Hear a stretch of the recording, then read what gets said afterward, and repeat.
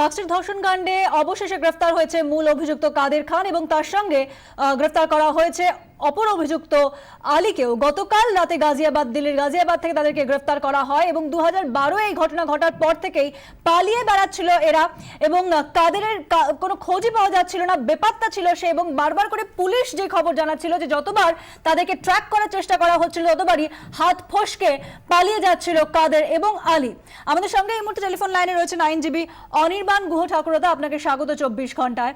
আমরা জানি যে পার্ক স্ট্রিট কেসে ইতিমধ্যেই সাজা ঘোষণা হয়ে গিয়েছে, তাহলে এবার কাদের খান এবং আলী ধরা পড়েছে, কাদের মূল অভিযুক্ত, এর পরে আইনি প্রক্রিয়া কিভাবে এগোতে পারে? দেখুন, প্রথমেই বলি যে এই মামলাতে মূল অভিযুক্ত বলে কেউ নেই, কারণ প্রত্যেকে সমানভাবে দোষী।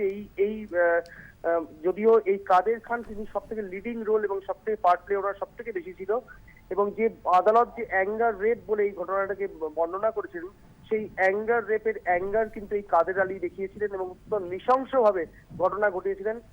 আমার আজকে পরিবারের লোকের সাথে কথা হয়েছে, ওনাদের প্রত্যেকে অত্যন্ত খুশি, অত্যন্ত আনন্দিত ইনি আলটিমেটলি ধরা পড়ার জন্য। তার জন্য কলকাতা পুলিশকে অসংখ্য ধন্যবাদ। এবং আমরা পরবর্তী পদক্ষেপ, দেখুন আপনারা জানেন আমরা অনারেবল হাইকোর্টে এনহান্সমেন্ট অফ পানিশমেন্ট বাকি তিনজনের প্রেয়ার করেছি এবং সেটা পেন্ডিং ফর হিয়ারিং।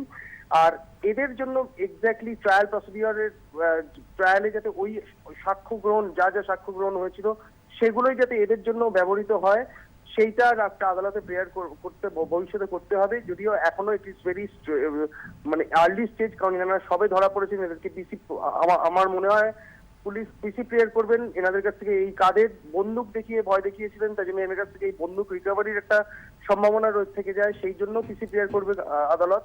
সেগুলো হওয়ার পরে ভবিষ্যতে তারপরে যখন ট্রায়াল প্রসিডিওর যাবে তখন কিন্তু আমরা এটা নিয়ে আবার ওই যাতে সাক্ষ্য গ্রহণ যা হয়েছে সেগুলো যাতে অ্যাডপ্ট করা হয় সেটার জন্য আমরা করবো।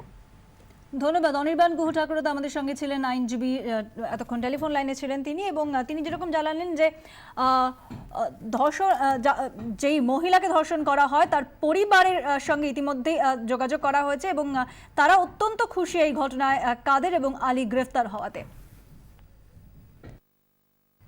এবং বারবার করে হাত ফসকে যাচ্ছিল এই কাদের এবং আলী, যতবার তাকে ট্র্যাক করা যাচ্ছিল প্রায় 4-4টি বছর তাদের কোনো রকম পাত্তা ছিল না। এবং যেরকম পুলিশ জানাচ্ছে যে অবশেষে মোবাইল ট্র্যাক করে তাদের খোঁজ পাওয়া গিয়েছে।